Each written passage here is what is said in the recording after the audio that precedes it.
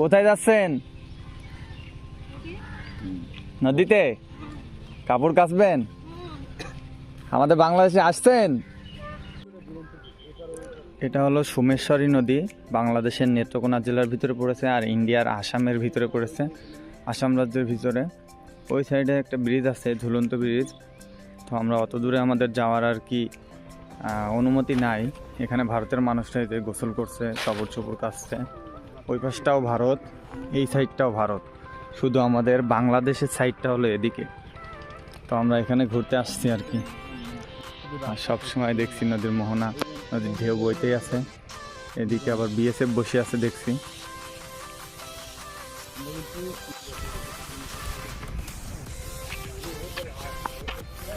এখন আমি যাচ্ছি ইন্ডিয়ার 0 পয়েন্টে, আর বাংলাদেশেরও 0 পয়েন্ট। বাংলাদেশের বিজয়পুরের 0 পয়েন্ট, আর ইন্ডিয়ার এটা হলো বাগমারা বাজারের 0 পয়েন্ট। তো এই যে এখানে লেখা আছে বাংলাদেশের সীমানা শেষ, অতিক্রম করা নিষেধ। তো এটাই শেষ, ওই পাশে আমি আর যাব না। এখানে রাস্তায় আছে কিন্তু ওই পাশে যাওয়া নিষেধ।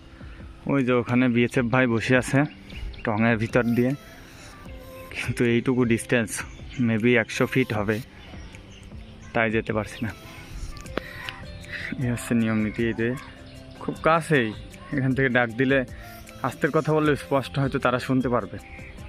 এই যে সব ইন্ডিয়ার বাড়িঘর, কিন্তু ওখানে যাওয়ার অনুমতি আমার নেই।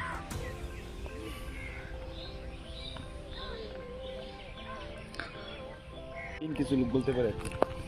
কোথায় যাচ্ছেন? নদীতে কাপড় কাচবেন? আমাদের বাংলাদেশে আসছেন? আসবেন না? কি কন?